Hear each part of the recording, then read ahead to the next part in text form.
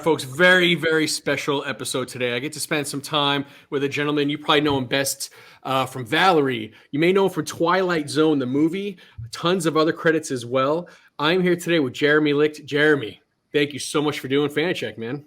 Thank you for having me. I'm grateful and I'm honored to be here sitting with you and virtually sitting with you. I'm sitting, not necessarily with you, but I'm with you. Fair enough. You're with me in spirit. I am, definitely. So I've had several actors on before. I've had authors on before, and I've had actors on before who I'm very familiar with their work. You're unique in that you're one of you're actually the first actor I've ever had on that I feel like I grew up with. So I'm definitely going to touch on that. But at least my first thing, yours is an interesting type of fame, of celebrity, because I'm assuming that in a lot of ways you're operating under the radar. But then there's also people like me who are, again, freaks reaching out to you. Hey, will you be on my podcast? Because you were in their living room every week for years. I mean, tell me about that. What is that like, that juxtaposition? It was amazing. I mean, being on a weekly sitcom was one of the greatest times of my life. It also happened to be, I was ages like 14 to 19 or 14 to 20. So they were very like pivotal years. Think of what your high school time was like. Most of my high school was on set working with phenomenal people, many of which I'm still very close with, and sort of growing up in front of America. And I know that sounds really dramatic, but again, imagine if most of your high school ups and downs, lefts and rights were seen by a lot of people, especially if you consider that this would have been like 1984 to 91, 85 to 91, when their cable was in its infancy, right? So there were only a few different stations, network stations, ABC, NBC, CBS, and then toward the latter end of it, Fox, right? Fox was just sort of starting out. So there were a lot of people that were seeing it, and it was a lot of fun. I mean, it was a very good time. And so I have to imagine when people recognize you, they must really recognize you. There's got to be like an aha moment for some people who grew up on the show. Yeah, I mean, not as much anymore because I mean, it's been quite a long time. But when people do recognize, or I'll be talking to somebody on the phone and they know my name, or there's something like that, or it comes up, it's usually obviously a pleasant surprise. And wait a minute, were you that guy that was on that show, or were you in Twilight Zone or something like that? And I always not only cop to it, I'm proud of it. It was work that I did when I was a kid and adolescent. But I'm proud of that, and I still have fans that hit me up on Facebook and things like that, and ask all kinds of questions. And it's I don't know. I relished that time, and it was a very good time, positive time in my life. Yeah, you should be proud of it. It's wild. It's so cool, and I love that you're so gracious to fans. So I have studied your career, so I certainly have a lot of questions. You've got 29 acting credits on IMDb. You've got one currently in production. It's C23B. I'd love to hear what you can tell me about it, man. So it had been a long time since I had done any acting. During the pandemic, I actually directed 3 episodes of a web show called Here to There. I wasn't in it. My wife was in it. And literally we hired actors. The executives hired actors all over the country. We put them in their little boxes like you see me now, and cut together these 3 episodes of a show that we were trying to get off the ground. And it still may get off the ground. We're not sure yet. We're hoping that it does. But it was sort of my foray back into the entertainment side of things. And then a friend of ours had written and was directing this short film called Seat 23B. And basically, he wanted my wife and I to audition, my real life wife and I to audition as husband and wife, which we had never done before. And so we auditioned and we booked it. And we shot most of it last summer. So we're doing this right now in May of 2023. We shot a lot of this in 2022 and then actually finished shooting principal photography. We did our very last shot about 3 weeks ago. And so our good friend and director, Michael Greenspan, is now has all of the material and is cutting it together, bringing in the special effects and the coloring and all the sound. And there's a lot of really cool stuff, and hoping that this summer, like I said, in 2023, that this summer it will be showing either in short film festivals or coming somewhere to some sort of streaming platform near you. I don't know much about that end of it, but he is working furiously to make that happen. And all I can really say about it without giving it away is it's really not like anything anybody has ever seen me do. It is twisted, and boy, was it a lot of fun. And we put a lot of blood, sweat, and tears, I'll say literally and figuratively, into this project. And I will tell you that being back in front of the camera was amazing. It was really a beautiful and heartfelt experience, and something that I would love to be doing more often. So it was amazing. Well, I'm glad to hear that. Actually, I was going to ask you this later on, but since we kind of came up, you, at least on IMDb, which I know isn't always accurate, but you don't have any credits listed from 1993 to 2009. So you clearly walked away from it. Is there a story behind that or no?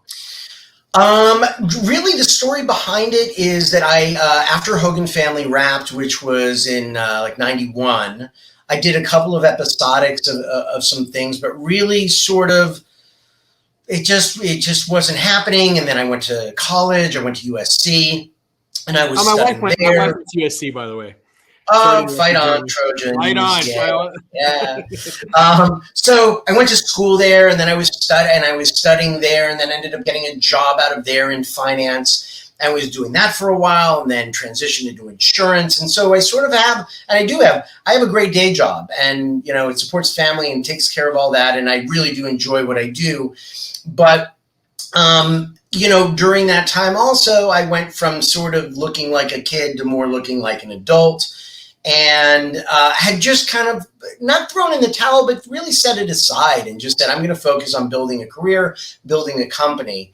And back in 2009, the credit that you see there, what was it? Do you have it up? I don't remember. The credit that was there was like as drinking hooligan, or it was a friend of mine did a short film and said, hey, we need a guy to just play this role. Can you sit there with like a paper bag and like it looks like a bottle and say a line? And I did. And somehow it ended up on IMDb. And I'm totally forgetting The Closer. Okay, I was just pulling it up. I'm so sorry. Okay. It is not The Closer like any of you have seen on TV. It was a short film called The Closer. Right. And it was actually very funny. I had almost nothing to do with it. But that credit popped up on IMDb. So I really haven't done anything in many, many years. And then my wife is an actress, and during the pandemic, we would self-tape, which is where one of you reads the lines, you have your iPhone, one of us is shooting the other. And I talked to an agent, and they were interested in having me back and forth, and I sort of have gotten back into it. And it's been just an amazing experience. It's sort of like riding a bike. You get back up on it. The only real difference is, first of all, auditioning at home. Now, the pandemic had a lot to do with that, right? Because casting people nobody was seeing anybody in person, but they would say, hey, take your iPhone. Here are the lines we need you to read, and go, right? As opposed to going into a casting director's office. Right. And so that certainly changed things. That was different. But other than that, delving into a character or reading lines or finding the humor in something or finding the heart in something was something I had done my whole life. And so doing that again really felt like getting back on a bike. I absolutely love it. I love doing it. And I would love to be a working actor. I mean, truly, who wouldn't? But I would love to be a successful working actor. In the meantime, I do have a good day job. So I'm not complaining, but I did really miss the creative part of that. And shooting this short film allowed me to get back into it, dig really deep into it, and is something that I'd love to be doing more often. Excellent. So this is kind of reinvigorated that thirst. So are you going to be, you're actively pursuing other projects then as an actor? I am. I am. I'm actively auditioning and looking for it. I have my team back assembled again, the manager, the agent, which is the most LA thing in the world to even be saying. But yeah, it's great. It's great, and I hope, like I said, as we sit here today, unfortunately, we're in a writer's strike, which has brought things to a halt. Hopefully, that gets rectified quickly, so everybody gets paid what they more than deserve to get paid, and everybody can work that out, because who doesn't want to be working? So agreed. Yeah. Agreed, man. Well, if you don't mind, or if you'll indulge me, I'd like to travel back in time. So, like I said, I've studied your career. One of your earliest credits is a 1979 episode of Angie. This show has come up a bunch on my podcast because I have this weird obsession with Donna Pesco. So I'll tell you a quick story. Oh, she's so great. She's so great. She is fantastic. Again, I'll make it about me now. So please. A little bit about me. After high school, I was in the Navy for 9 years. I was on submarines. And so I traveled the world on submarines. And on my first submarine, I was on two. My first one, we had this weird tradition that the night before we ever pulled in, whether it was in a foreign port or even pulling in back home, at midnight we'd always watch a movie, and it would always be Saturday Night Fever. So I've seen Saturday Night Fever no less than 50 times, right? And so of course Donna Pesco, one of the leads in that, she of course then her career takes off and she gets the show Angie. So I just wonder, I know you were young. Any memories of it? What was like working on that project or? Oh, I do remember very well working on it. And before we go on, thank you for your service. Thank really, you, I do appreciate it. I've never served. I have good friends who have, and thank you again. So that said, that was my first experience working on a sitcom, where there's 3 cameras, there's a live audience, you rehearse it all week. Hogan Family was the same way, but I was much younger at the time. And, I was this kid that there was a patient of the character Angie, played by Donna Pesco, as you mentioned. Her husband, played by Robert Hayes, who, of course, who was the lead in Airplane, one of my favorites of all time. He was the lead, and he was mainly who I acted with there. And I had to run around he played a doctor. I had to run around his office and be silly and all that. What I really remember most about that was, number one, what a great set it was. Everybody was really, really kind. It was Doris Roberts was on it, and Deborah Lee Scott played her sister. May she rest in peace. And Doris Roberts as well. And basically, what I really remember about it is we rehearsed it. And then you shoot it, but there's 300 people in the audience. I'd never acted in front of 300 people. And hearing the laughs was like theater, right? So it's this weird combination of theater because you have an audience, but yet it really is about the cameras, right? Because you have to get the right shot because it's for TV. And the adrenaline that comes up when you're performing that way. Mm-hmm. And I was a kid, so I didn't really put it together that like, oh, we're rehearsing, which I had done before. But then the shooting in front of an audience, and all of a sudden it's dark. You can't see the audience. They can see you. Just really what a rush that was. And what professionals they were. Everybody knew their stuff, knew their lines, knew how to hit their marks. And I really felt like a newbie. I only did one episode, but I mean, it was just such a great taste of, little did I know, of what would later come in that respect. So I do remember doing that. Despite being very young, I remember it very well. Excellent, man. Now, yeah. So how did you get started? Did you have a theater background, or was your first project film? No. So I have a cousin who is now a professor. At the time, she's like 10 days younger than me. And her mother and my mother, closest of friends, and she was working as a child actress. And her mother would say to my mom, why don't you get him in it? He's a cute kid and he's rambunctious. And my mom said, I don't know that he can take any direction. I guess I was a pretty wild kid. And finally my mom sort of acquiesced and called her agent, got a meeting. The agent hired me, not hired me, but took me on as their client. And from there, slowly but surely, I'd go out for, at the time, like print modeling, which is back in the day, like a Sears catalog or something you'd see in the Sunday paper in the back of it for, clothing and things like that, right? Not modeling like modeling you would think of on a runway. Of course, I'm a kid, but really like clothes or throwing a football or something like that. Well, from there, then auditions would be for commercials. And I booked a bunch of commercials. One that actually a friend of mine found online for Texas Instruments. Remember there's See and Say, or where you type in the thing and it would dictate it back to you, sort of the early Siri, if you will. Or like you pull the string and it would say, oh, a cow says moo, or a horse says neigh. One of those. So I did a bunch of Texas Instruments things. And then I ended up booking in 1977, so I was 6, I booked a television movie.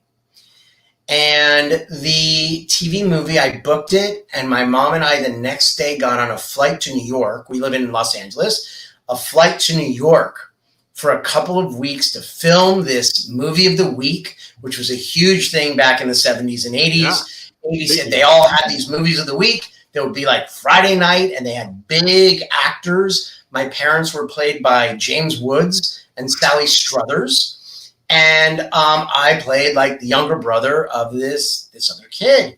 And it was amazing. Like, it was real acting, and it was incredible. I mean, really, like, oh my God, this movie of the week. And from there, other movies of the week. And I did a lot of those. And then somewhere in there, and you'd know better because I don't have IMDb pulled up right now, Angie was slotted in there. And so I'd book every once in a while, I'd book an episode of a TV show. Some of them were comedy. A lot of them were drama. I tended to be booked as like, I have a running joke with my wife and kids, which is I was the cute little kid that they'd kill at the end because everybody would cry. And I mean, like a running joke at one point, figuring out how many different ways I died on these various things, which is kind of amusing. My kids didn't find it so amusing. My wife found it hilarious. So, yeah, I mean, I did a bunch of those things, but Angie was great. And like going back to that, my first, like I said, foray into sort of the 3-camera sitcom arena and what it's like to perform in front of an audience, which is really a rush. You know, when they laugh at your joke, it's just, you know, like crack. You know, it's just such a rush. No, I get it. I've done some theater. I was at Second City for a while in both LA and Las Vegas, and so I've done it, and I know how that feels. I also know how terrifying it is. And when you said the adrenaline, I know exactly what you're talking about. Well, Second City, to your credit, is no joke, and people I know that have come from there have done very well, not just in acting but in other arenas, because you're almost not prepared, but you're ready for anything. Right. You're always on your toes. You're thinking, you're diverting, you're figuring out a way to do that level of improv is incredible. Thanks, man. I appreciate it. And you're right. You know, what I do, part of my day job, a big part of it is recruiting and, you know, overcoming objections and all that. Cause I started off in an industry similar to yours. And yeah, I mean, I pivoting is no problem for me. And I think a lot of that comes from that improv background for sure. Absolutely. Sizing it up quickly and coming back with something, you know, and making that work. That's great. Yeah. So one thing that's interesting to me, so when I do these podcasts and I study people's resumes, I'm so fascinated by the people that they get to work with. And I understand there's a difference between someone you were billed with and someone you actually work with. You may be on a project with someone and never meet them. But after Angie, you do a mini series called The Seekers. I mean, talk about a cast. Right? Randolph Mantooth from Emergency. I love that. I've got an old Emergency lunchbox that I recently bought. But Delta Burke, John Carradine, I mean, Rosie Greer, George Hamilton. That's killer stuff, man. Yeah. So the crazy thing about The Seekers, and this is a little on the disappointing side of all the credits. Okay. So The Seekers was about this family, I want to say 1800s, early 1900s, going west. Western, dusty, etc. So I get booked as a character at the youngest age. And then through this miniseries, they age him, right? Oh, wow. So I end up booking this thing and was really excited about it. And then it turned out that the kid that they had as the older version of my character was somehow shorter than me. Oh, no. And I ended up not doing it. I ended up not being it. So you want to talk about a situation where like, oh my God, all these people are in this unbelievable thing. I never met any of them. because I didn't end up. I'm so I know. glad I brought it up. Yeah, somehow I'm credited. I have a credits, but I never did it, which is a huge bummer because that would have been amazing. But I booked it, but and that happens where, like, if you're playing someone at a young age and then they hook somebody else up, and this happens in casting all the time where they may like you. And I remember even as a kid where, let's say they really liked me or someone like me, but it turns out the parents that they booked are both blonde. You know what I mean? I'm not going to get that job because it just doesn't look right or something like that. Or I have a friend of mine. I mean, so back in the day when I was auditioning, it was a group of us. And, I had one friend, he's a blonde and we're the same age and he's a redhead and this kid has streaky hair and this kid is taller and shorter and all. So like we were all in the same crew, but like you could go in there and be like, oh, I know this Scott's going to get this one because there's just no way they're going to hire me on this. So sadly, the Seekers, I don't have much to say except I hope that the kid that did book it crushed it.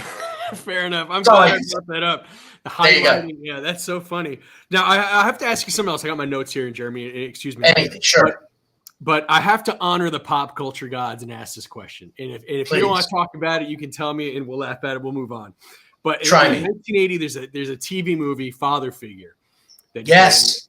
And it's actually a 1981 TV movie, but or something like that. But anyway, I believe you. Either way, I believe you on the numbers. It's one of those. I can't read my own handwriting. But in the trivia, it's listed. They say Corey Feldman, right? Corey Feldman was fired for being in a physical altercation with you. He auditioned for the part that you got. I got to ask about it, man. How do I not ask you about this? Okay, so that's partially correct. Okay. Yes. So no, I take that back. That's actually not correct. And if that's on IMDb, okay. So I worked with Corey twice. Okay. I worked with him on that movie, Father Figure. We were really little. I want to say like 9, and we had a scene on the beach, and we're like making a sandcastle or something like that. And that's all fine and dandy, and it's out there somewhere. It's actually a really good movie. It was with Hal Linden. Timothy Hutton played my older brother, and he was just unbelievable. They both are and were. It was a very heavy drama experience. I ended up doing a play that's in the credits there called All the Way Home. And that would have been, I don't know, you'd have to look, but a few years later. And I had one of the leads in that. Sally Field and William Hurt played my parents in that. And it was, again, heavy period piece. And I played their son. And then the son was, if you will, using this term pretty loosely, my character was bullied. It's in the script. I wasn't bullied. The character was bullied by these 3 boys who teased him mercilessly. Anyway, myself and the 3 boys, off camera, are all in a schoolroom together with a school teacher. And there was an incident that went down without getting into all kinds of detail because it's not important, although that's probably the juicy stuff. No. And Corey Feldman took a swing at me. Thankfully, he missed. The teacher saw it, went to the director, and Corey was replaced.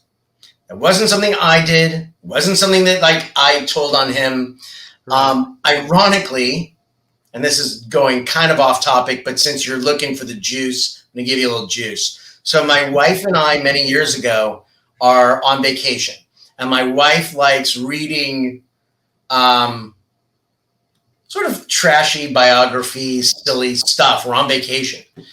And she's reading a book that Corey wrote.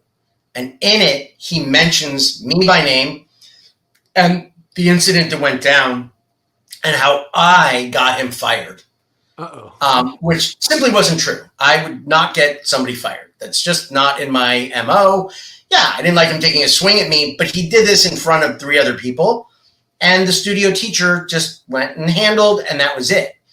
But my wife screams, we're literally at sort of a resort. My wife screams across the pool, "Honey, Corey mentioned you in his book." I'm like, "Oh, what are you talking about?" I had no idea there's no context, no frame of reference. She's just yelling across the pool. Then, of course, I went over, I was reading it with her.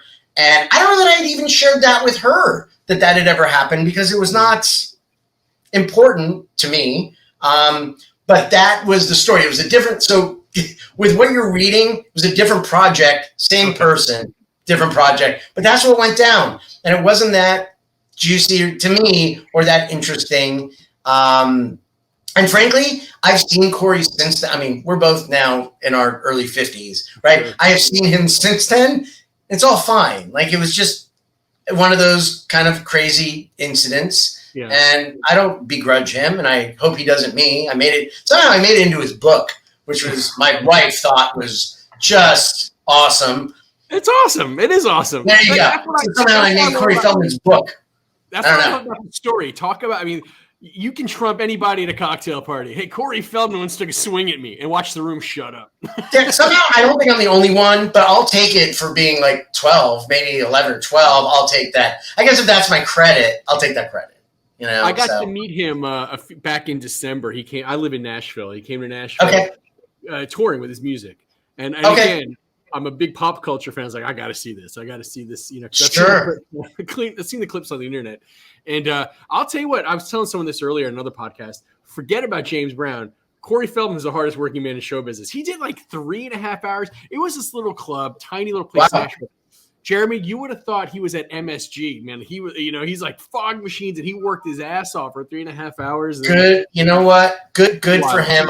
I wish him as I wish everybody nothing but success. Really. Yeah. I mean, I know it's been quite a go for him, and I'm just talking about things I've seen on TV and online that have gone that way. I really hope that things are good for him. Yeah, he's a hard worker, man. He puts on a hell of a show. So I wish nobody ill will. Well, maybe a couple people, but I'm not bringing them up. You know, fair enough. But if I stumble across one, but so let's talk about a big credit, man. Twilight Zone, the movie. So your segment was "It's a Good Life." Obviously, for obvious reasons that we're not going to talk about because you've probably been asked about it a million times. But that movie has come up a lot on my podcast as well. Sure. You know, because of the Vic Morrow incident and all that. Right. But, which wasn't even your segment, but you were in "It's a Good Life." Which that's such an iconic episode of the Twilight Zone. It's so heavily referenced. And what I love about it is you were, you know, taking over the Bill. Is it Mumy or Mumy? Is it Mumy? Mumy, yeah. Bill Mumy. You took over the Bill Mumy role, but Bill Mumy's also in it. Correct. Which is wild. And you work with some of my favorite actors. You worked with Nancy Cartwright. I love Kevin McCarthy. I was actually just watching an old movie, Piranha, from like 1981 or something. It was like the poor man's response to Jaws, and Kevin McCarthy's in that. Right. But that was like a big project for you, right? Did you notice any tangible changes in your life after that came out, or no? Oh yeah. First of all, the irony of Piranha is it was also directed by Joe Dante, and Joe hired Kevin McCarthy in many of his projects. He brought people back, which was really, really cool. Yeah. So like I mentioned to you, and by the way, with regard, and people do ask about the Vic Morrow and the tragedy that happened there. Mm-hmm. I wasn't even hired at the time. They did each segment. There were 4 segments. They did each segment as an independent film. So I wasn't even hired when all of that went down. And people say, "Oh, what did you know about it?" I just, frankly, I had gone on, and I've told this before, I had gone on 2 or 3 auditions for that role, for the role of Anthony. And then, of course, this terrible tragedy, this accident happens. And we all figured the movie's done. Like, this isn't going to happen. And what, you know, how awful that is. And then I want to say 9-10 months later, I got a call from my agent to go back in and audition again. And I was as surprised as anybody, like, oh my God, they're bringing it back. And I went and auditioned for Steven Spielberg and Joe Dante. Wow. And I will tell you that in my life, that is a big, deep breath when you walk into a room. And I had auditioned for Joe prior to that happening and met him, and it was great. He's a big kid. But seeing Steven Spielberg, and Steven had just come off of a small movie called E.T. Right. And so I walk in, and there he is, and it's like a big gulp. Wow. Like, it's Steven effing Spielberg, right? It's, you know, and I'm 12 or 13. I looked a lot younger, but I was 12 or 13. And I went in there, and it went great. And I booked it, and we shot for 3 months on the Warner Brothers lot for a half-hour segment. So all the interiors were done on set, and then there were a couple of days of some exteriors, like if we're walking up the house or what have, or in that tavern diner How it opens, right? Yeah. Right, which is that scene that I had with Bill Mumy. Here, you want to hear irony, life, little full circle. So when my daughter was really young and in preschool, one of her preschool teachers, Bill Mumy's wife. Wow. And the only reason I even knew it was because of the last name, and put it together, and then asked her, and I said, well, your husband and I have a very strange common bond amongst us. And it was just one of the really cool life full circle weird little moments. That was cool. So, but it was amazing doing that. And back to, here's the long answer to your very short question. I had done, like I said, a bunch of movies of the week, and had done one feature film that really never became a feature film. It ended up on cable. So when Twilight Zone came out, and obviously I knew, okay, these are big people doing this film, right? I mean, if Steven Spielberg's name, Joe Dante's name, I knew the other actors. And by the way, this was only a few years before Nancy Cartwright booked her little job as Bart Simpson. I mean, this is how long she's been doing that role. This was only a few years before that, right? But so she wasn't well known, but certainly Kevin McCarthy and William Shallert and Kathleen Quinlan and all these people. Curry, right? Wasn't Cherie Curry? So Cherie Curry, I'm still friendly with on Facebook.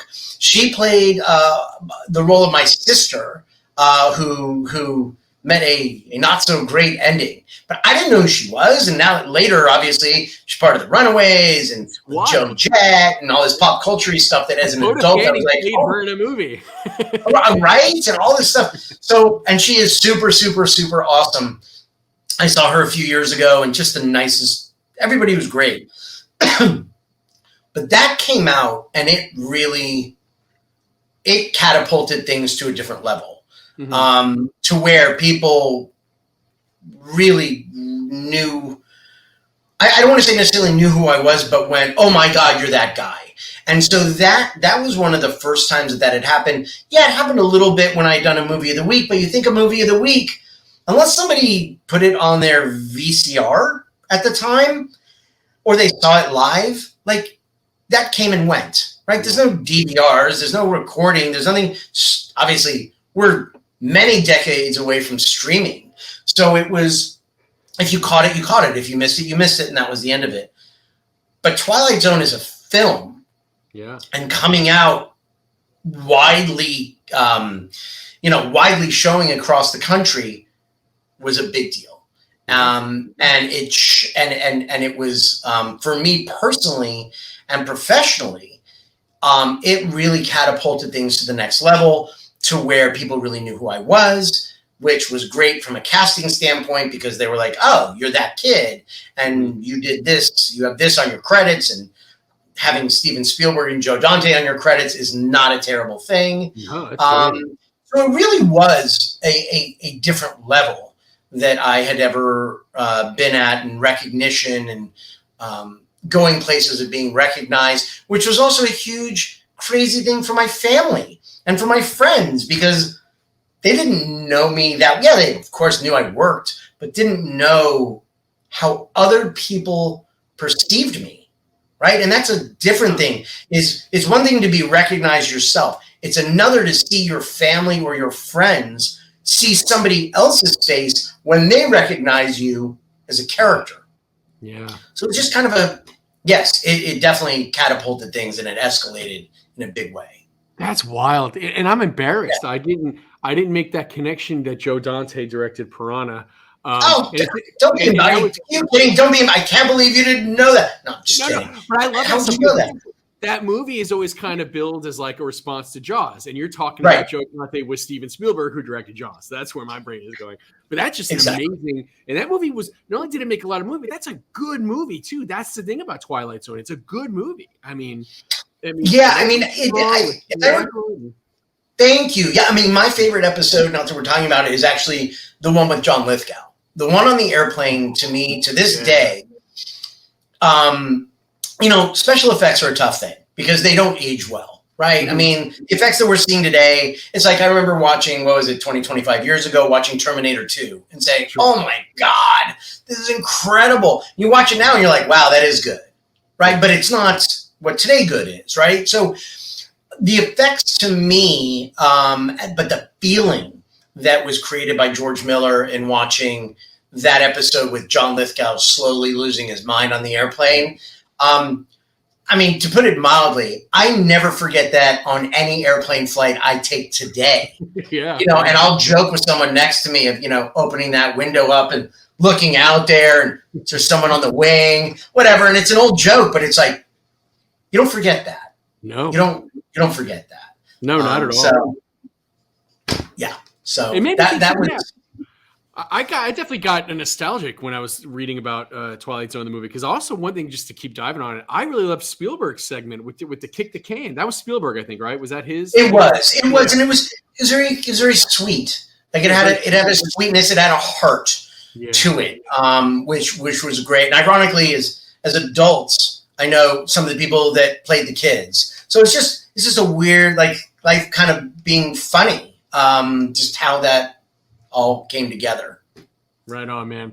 Another thing that comes up, this is your life for Jeremy here. Yes. Put the crown on. Yeah. Another thing that comes up a lot in my podcast is I love when I land on like an after school special or all that kind of stuff. And of course you have the CBS's version, which is the school break special. You did one, all the kids do it, and I love that Scott Baio and Danny DeVito were in it. Whoa. Scott Baio and Danny DeVito. Yeah, Scott Baio played my brother. Yes, Henry Winkler directed it. That's right, he did. I wrote that down. One of the nicest people ever on this planet that I worked with. Yes, it was very sort of so the after school specials, for those who were watching this and are like, what is that? It was sort of a heavy-handed lesson, right? About what not to do or what to avoid. And so it could be drugs or alcohol, or then again, it could be something like, we're adopting a child, or we're putting grandma in a home, or, I mean, it's some sort of cause. And ours was that Scott Baio, his character, of course, had this very promising, it's either diving or swimming. I cannot remember. Diving or swimming is something to do with the water career.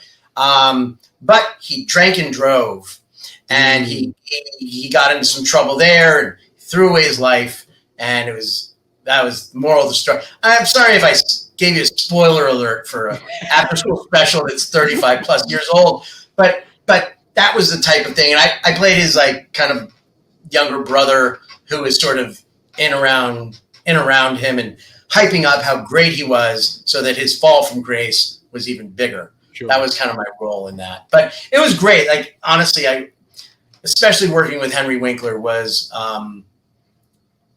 just the kindest, nicest human being on the planet. And he's another one. I love the fact of his success, certainly not that he stopped working, but in Barry was so good. I don't know if you're watching that, but good. I love it. Yeah. And he is, what a twisted, wonderful show. But I love his work in that specifically. I'm glad you brought that up. I'm curious what your experience is. I knew in my acting days, which was shortly, I was only out the movie 6 years. But I knew a lot of acting teachers very similar to Henry Winkler's character, that, especially like the season 1 version of that character, where the big fish in that little tiny fish bowl, if you will, and and like a kind of a god to those students. Yeah, I knew a lot of that, and I knew it at Second City too. I won't name names, but there were some Second City teachers that way who, no doubt. Yeah, and it was interesting. Well, I'm guessing if you're teaching Second City, you better be good at your craft and know what you're doing. Yeah. And what's interesting about Second City, you had some that, and I think it's a lot like all acting teachers, some that didn't quite have the level of success as a lot of their partners growing up. So they worked with all the big names, but they weren't quite a big name. So now what they do is they teach, and they're the star of that world. You know what I mean? I feel like that's what Henry Winkler's character was, and although a sweet version of it. And I think that's a very fair assessment. Yeah. Very fair assessment. I can't. Scott Baio was an interesting cat. What was it like working with him, if you don't mind me asking? It was great. I was not hugely in that film, but my scenes were with him. And he was great. He was great. I mean, my experience on sets in general, unlike a lot of, quote, former child actors, what have you, most of the time you hear about really negative stuff.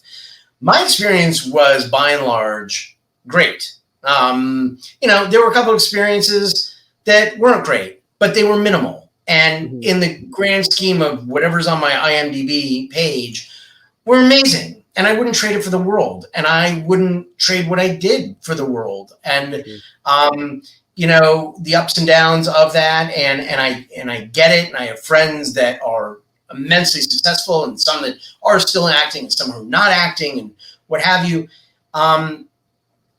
It was an amazing experience to me. And I don't remember a huge amount working specifically on that set just because I didn't have a huge role. But working with Scott Baio was great, and working with Henry Winkler was great, and everybody was great. I remember he had, and I couldn't tell you who it was, but he had a very pretty blonde girlfriend, which I know does not narrow it down very much. But I remember like, oh my goodness, she's quite attractive. So that's he was doing okay. He was doing okay for himself. So. He's known for that, man. So let's talk about Valerie, because I mean, that's a show I watched every episode of. I grew up on it. So I'm 46 years old. Just put that in perspective. So I was right of that age there.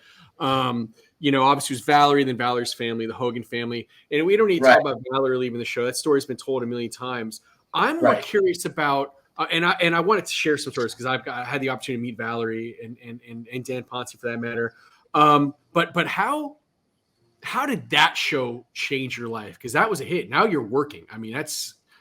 Yeah. Was it overnight or? No. No. So basically, audition for the show. We booked a pilot. So the pilot's the first presentation episode, right? You get one, bring it to the network, which was NBC. NBC took a look at it, said, we don't have a place for this in our lineup. We're full. So sorry, best of luck to you. And that was the end of it. Right. 6 months later, get a call. Hey, one of their shows is not doing well. We're kicking it off. And we are going to shoot 6 episodes of Valerie. Oh my God, fantastic, right? Because these are really great people. There's Valerie Harper and Jason Bateman and Danny Ponce and Josh Taylor. And I can't remember that there might have been. I don't know that Edie was in the very beginning. She came on a little bit later, but yes, later Edie was an integral part of the whole thing. I love her. And so we did 6 episodes. And then we had to wait. It's the end of the season. We're waiting. Are we going to come back? Or are we gone again? We're picking you up for a second season. But instead of offering you 22 episodes, we're going to give you 13, and then we're going to decide if we want you more. This was the story of our show. Our show never felt like securely having legs. We were all waiting to get fired. And we ended up doing 110 episodes, but we were never quite sure when the bottom was going to drop out. That said, I would say after the second season, so in between, if memory serves, and to be honest with you, Wikipedia did a really good job on kind of getting into the nitty-gritty of what happened with Valerie and her being fired and then her suing and Sandy coming in and all this stuff. And by the way, as much as I would love to have a juicy story about it, it really was all behind the scenes. She wasn't having fits and carrying on. It was all negotiating that frankly went south. As will happen in daily life, she asked for more than they thought. They said no. She said, I'm leaving. They said, fine. I mean, it was like a poker game, right? And that's how that played out. To make a long story short, I found out because my grandmother told me and said, I just read that Valerie Harper got fired. That's how we found out, is that it somehow made some news somewhere. And we thought we were done. Sure. Our lead in this show that happens to have her name is gone. Not usually the best idea of continuation, but we figured it out. They brought Sandy in. Sandy could not have been nicer. And by the way, I loved working with Valerie. Valerie was awesome. She was like a second mom. and super kind, had a very different acting style than Sandy, but that would be literally all I have to say. And I have nothing to lose by saying the truth. We're years out from it, but it really had nothing to do with me or what we were doing. We were all hired. So Sandy comes in. Sandy says, look, I'm not replacing anybody. I booked this job. You guys have been doing a great job. I want to integrate into your system. Let's make the best show we can. And we all said, fantastic. Let's see if we can run with this thing. And we did. Sure. And really between the second and the third season is when our audience picked up. That's when the audience seemed to find the show. And if you ask 100 people, they say, oh my God, I loved Valerie so much. And I say, oh, thank you so much. They say, oh my God, I love Sandy so much. And I go, thank you very much. And that's fine. People have opinions about it and they're entitled to. They feel like it's their show, which is beautiful, right? You like the show, great. So, but between those second and third seasons when Sandy came in, we also were older, right? So we, as Danny Ponce and I, got a little bit older, both aging-wise on the show as well as in real life. We were getting older. Jason's character was obviously, he was always the heartthrob in there, and he had a lot to do. So he got older, and then the mix seemed to flow. We'd also been working with each other for a couple of years, so you knew, almost like a basketball team, like you know what to expect of the other. You know where the other's going to be. You know what's going on. You know how a 3-camera show works and where the lighting is and the sound, and right? You just get it. Like any job, you're going to do a lot better your third year in than your second day on the job, right? Any job on the planet, you're going to know it better. So all of that said, that is really, like I said, with Twilight Zone, when people started to recognize, well, I would say in the second to third season is when, we're on NBC once a week. Yeah. And that's a big deal, especially when there's, 4 networks. Sure. Right? Nothing else to watch except maybe you have a box and you've got HBO, right? That's about it. So people really started recognizing us then. It became harder to necessarily go places anonymously, which is fine. That's part of the deal. So it all sort of played out that way. It was amazing. We had an incredible run. You mentioned Danny Ponce. To this day, he is one of my best friends on the planet. We see each other once every couple of weeks. We talk on the phone probably once a week. Our families are close. He's one of my favorites of all time. Yeah. The guys and I, Sandy lives in New York, but myself and Danny and Jason and Josh, who played our dad, try to get together a couple of times a year for lunch. It's harder. Jason's schedule is a little complicated because he's a bit of a busy guy. Go figure. But we try to make it all work together. And occasionally Steve Whitting, who played the kind of geeky character friend of Jason's, named Bert. Yeah, Bert. He comes out. He lives in New York as well, so he'll try to get out here. We had a great time. There was not, to me, a bad day on that set. And I was heartbroken when it ended, without being dramatic. And not just because we were paid very well, but just we really enjoyed working together. We had a really good time. We had a lot of laughs. There was really no ego that was involved. You hear about a lot of sets where somebody's done, let's say a show wraps up and people cannot wait to get out of there. We weren't that way. We had a good time.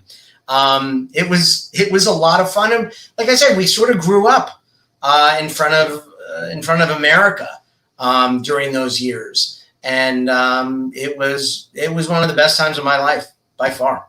Loved the show. I loved it. I mean, I remember I was an early adopter because I remember when it first came out too. The commercials were a play on that Rolaids commercial. How do you spell relief? R-O-L-A. It was how do you spell relief, but V-A-L-E-R-I-E. I think it was, for Valerie. Right. That's so funny. I forgot that. Oh, I remember this clearly as a kid. I sadly grew up on television, man. It's like but I will say this. So I had a couple things I want to share, but Danny Ponce, I'm a big fan as well, and I met him. I want to share that. But I will say, interesting casting with you guys being twins. It's so funny. It's so funny you say that. So, they got away. They said that we were fraternal twins. When we were cast, we were the same height. Mm-hmm. And I want to say within, a month, he actually had a growth spurt. I'm still waiting for my growth spurt. So Danny is like, I don't know, 5, 10, 11. If he was here, he'd say 6 feet. About 6 feet. But I'll give him 5'11". And I am like 5'5" on a great day. And so it became really kind of comical of the height difference. And most scenes we're in together. And he's right over my shoulder, up here, over my shoulder. And so we used to joke about it. Not to mention, he has a very strong Latin background, and I'm a white kid. So like it was just we had a great running joke. We still joke about it all the time. But we got cast together, and I'm so grateful. We have been, so I met him. God, what would it have been in 84, right? And here we are in 23. So 39 years ago. Wow. And we worked together for 5 years, but we've been very, very close friends ever since. Yeah. And most of the time that we go out and we hang out, this never comes up just because it's what does our present life look like? He's got a very successful company. And I'm outside of that business as well. So it's just he has by and large left the business entirely, but he's just a great guy. We've remained good friends. And like I said, it was in the course of our friendship, it was a very short period of time, but we were together all the time. And we were in school every day together. So it was almost like there's no escaping. We were on set together. We were in school together. So you got to figure at least 9 to 11 hours a day, 5 days a week for 5 years.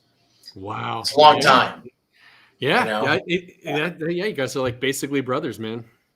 Without a doubt.